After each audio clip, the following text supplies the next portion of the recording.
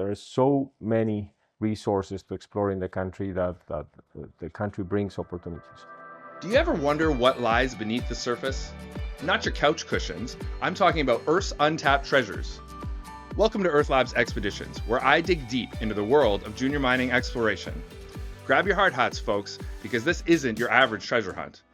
I'm Jonathan Brazo, a mechanical engineer, firefighter, avid world traveler, and a rookie junior mining investor. And full disclosure, I know next to nothing about mining. But that's the fun part.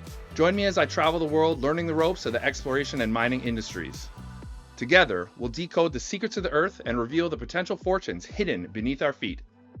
So, if you're ready for a wild ride through the highs and lows of junior mining, buckle up.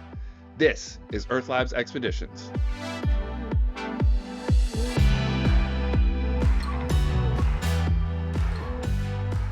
We start our trip with a 20-hour journey from our hometown of Toronto, Ontario, to the heart of South America. Destination, Bolivia.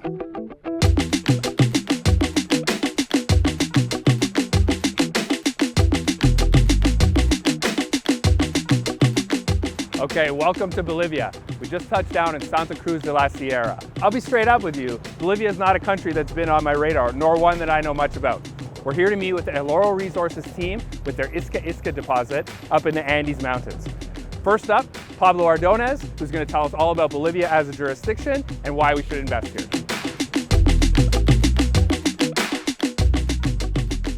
Okay, Pablo, thank you so much for taking the time to meet with us. I'm new to Bolivia. I've never been here before. Can you tell me about the country and how this all works with Eloro and the resources and mining in general? Sure. Bolivia is a country internationally well known with the mining industry. The country is big and important in the region and probably in the world for natural resources. We have oil and gas, still underexplored. We have agriculture and obviously mining. There's a general consensus about the importance of the country in terms of developing more exploration projects. And perhaps that's one of the reasons that brought Eloro to and particularly to Tupiza to develop the Iska Iska project. Right. Now with like such a long history of mining in the country, is the government and industry, is it set up today to grow and to continue to be a major player in mining internationally? Yeah, I mean, what we are seeing nowadays is that there's a shift, an important shift in terms of policy. It will likely open the country towards foreign investment. You know, as you probably heard, we have large resources in lithium, for instance, and as a consequence of this, the National Lithium Company has recently signed some contracts and some agreements with international players to develop those resources. That's perhaps one good example of how the country is opening towards foreign investors. Eloro is not a state-owned company, and the project that Eloro has in Bolivia in the Tupiza region, named Iska Iska, is basically privately owned. That has its contracts in place with the state. So that's one good thing about that project. One additional, let's say, asset of that project is that it's not related to any state-owned company. We basically follow a general tax system. I'm a tax expert, by the way, so we basically follow a general tax system where you pay royalties and then you pay a corporate income tax. You know. Okay. And that helps the community grow and for sure, more projects to help develop down the road. For sure, right? For sure. So that's the way the estate participates, and basically royalties are split between the department, which let's say the government, the province, and the municipality where the project is located. Yeah. While corporate income taxes go to the national treasury. So. Okay. So everybody participates from the project. Local communities like municipalities, the province, the government, the local government, but also the national treasury participates there as well. So it's a big and huge asset that we have there with the Iska Iska project. Right. It's a big project, large scale, great discovery. The infield results from the exploration project are bringing important data that that positions our asset as a unique and world class. Oh, sounds fantastic. Can't wait to head down there and meet with Osvaldo, go to Iska Iska and check out the project. So Pablo, thank you very much for your time. My We got a pleasure. plane to catch. Yeah, And we'll talk to you soon. yeah. Okay, welcome to Bolivia once again. Thank you. Cheers. Next stop.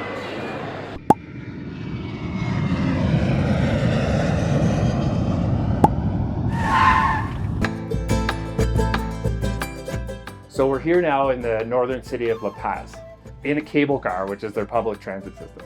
After meeting with Pablo, I realized I don't know much about Bolivia, so I did some digging and I'm going to bring you guys some facts. Bolivia is nestled in the heart of South America, and it has a rich and turbulent history.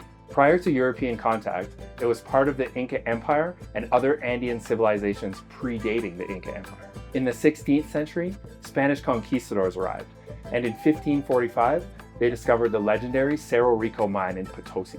The Cerro Rico mine was so rich in silver that it became the economic engine for the Spanish Empire. Historians estimate that the Spanish extracted 45,000 to 50,000 metric tons of pure silver, all exported across the ocean back to Spain. This was a major contributor to Spain's rise. Cerro Rico has been continuously mined for 480 years, and mining continues there to this day. After centuries of colonial rule, Bolivia declared independence on August 6, 1825, led by Simón Bolívar, and the country now bears his name. Since gaining independence in 1825, Bolivia's mining industry has swung between foreign control, state nationalization, and cooperative ownership, reflecting the nation's turbulent political shifts. Later, we'll be exploring modern-day mining in Bolivia. But first, we're going to head out to Tiwanaku, a pre-Incan temple, and learn about Bolivia's ancient history. Before we get to Tiwanaku, it's time to check one off the travel bucket list. Lake Titicaca straddles the border between Peru and Bolivia in the Andes Mountains, and it is the world's highest navigable body of water. According to Incan legend, Viracocha, the creator god, emerged from the lake's depths to create the sun, moon, stars, and the first humans. Sacred sites and ancient ruins surround these magical waters. One of these sites is the Kala Sasaya Temple, also known as the Temple of the Standing Stones. The temple predates the Inca Empire, and the site contains many structures and monoliths that offer insights into the religious and cultural practices of the Tiwanaku people.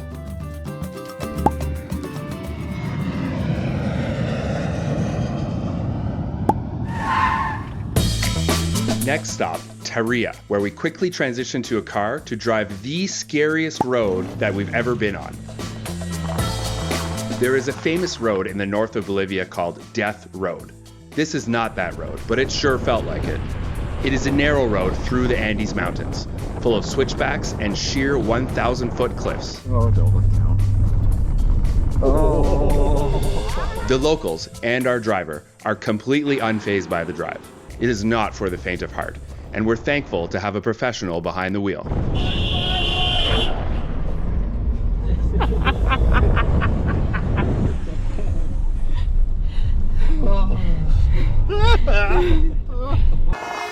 Finally, safe and sound, we've made it to the stunning city of Tupiza.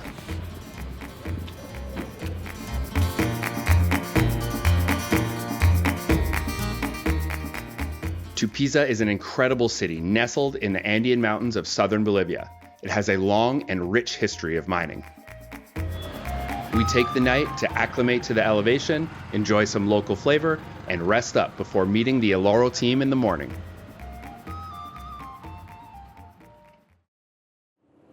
Hi, Jonathan. Osvaldo, pleasure to meet Good to see you. you. Yeah, great. Good. Welcome. Wow, it's good to be here finally. We had a long journey. Yeah, I know. But fortunately, you're here. Yeah. I hope you will enjoy. your Let's stay head up to here. Iska Iska and check it out. Let's go. It's less than a 2-hour drive to the Iska Iska site. Along the way, Dr. Arce fills me in on Eloro's progress and discoveries. So we had this a big volcano, but it was not explosive, but effusive. It means that didn't explode much, but it contained lots of magma and several metals. Then they were cooling down and gradually were forming high temperature minerals, then lower temperature.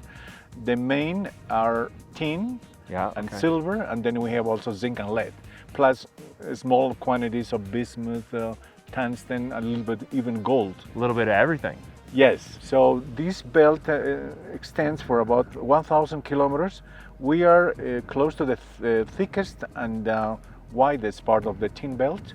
Okay. And one of the good examples, this project is about 5 years old, and this deposit was never discovered before. Okay. So yeah, we have a very good understanding what's going on, and it was a very good combination between knowledge and luck to have these deposits. It's always a little bit of both, right? Yes. You need a little bit of luck with the drill. And how much have you drilled so far? Around 120,000 meters. Wow. Yes. Okay, so quite a lot. Yes. Yeah. Yes, quite a lot. It's I think one of the deposits in Bolivia that has more drilling than others, probably in the 5th place. Yeah. So Pablo was mentioning to us that with the political climate set to change and Bolivia looking to open for business internationally, Yes. that you're primed and set up to be the first mover. Exactly. I think this is one of the main exploration projects in Bolivia. And even this government that's just finishing, they know how important this deposit. And of course, the newcomers, the new governments will understand how important it is to have a very important development place here that will help all the southern part of Bolivia. Yeah. And probably in the future, if it's a mine, will contribute immensely to the Bolivian economy. Okay, that's all good stuff.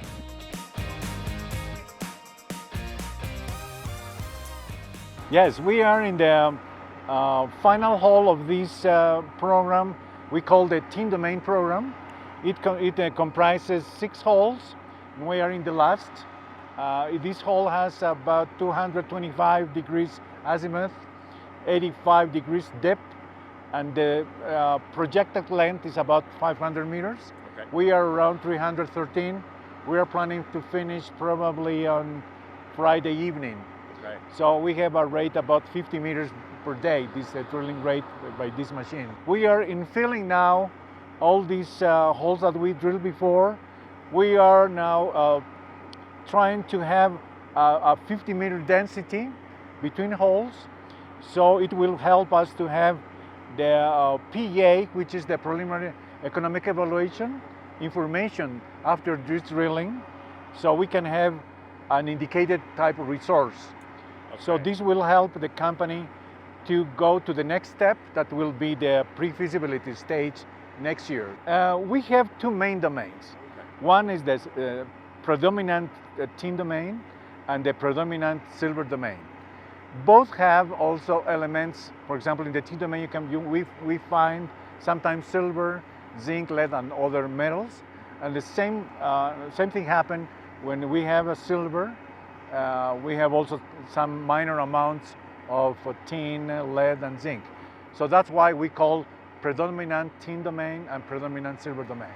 Eloro Resources filed their initial MRE, or Mineral Resource Estimate, in October of 2023.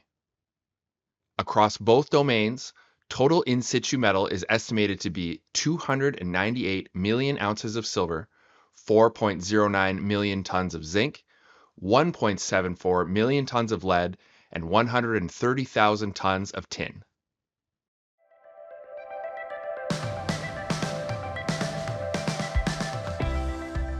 This is the main faults that are across the Iska Iska project. This is the Santa Barbara Fault, the most important, and these other 2 are the Guairacasa Porco Faults. In the middle part, we have a telescoping mineralization, because we have the high temperature mineralization with low temperature mineralization, and in this part we have the highest values of silver, zinc, and less zinc. And the eastern part, we have the zinc, lead, and silver mineralization, and in the other part, at the western, we have the tin and silver mineralization. Tin is at depth, and silver is most spread in the close to surface. The plan is to increase the resource of silver in the next phases in DSB 86. Yeah, we are focus in this part, in the west part, with the silver and zinc, with real holes, maybe less deeper. Yeah, we're trying to prove the silver occurrence in this part. We have many gaps without information, so we are trying to complete this part. Yeah. What is the plan when you look to the PEA and forward for mining with a deposit so unique? How do you mine it? You know, we have a good indication that it can be open pit. Okay. But when we have deeper than 500 meters, we can do underground. Okay. So it will be a combination usually. Right. So the open pit has lots of volume, but lower grades. Yeah. But in the case of underground, the volume is much less, but the grades should be higher. Okay. So this is a combination of So as that. the mine progresses, you Yes. move into higher grades and you can change Exactly. operation. Yes. Okay. Usually when we pay back the investment, we can go underground. Okay. It's very typical. Yeah.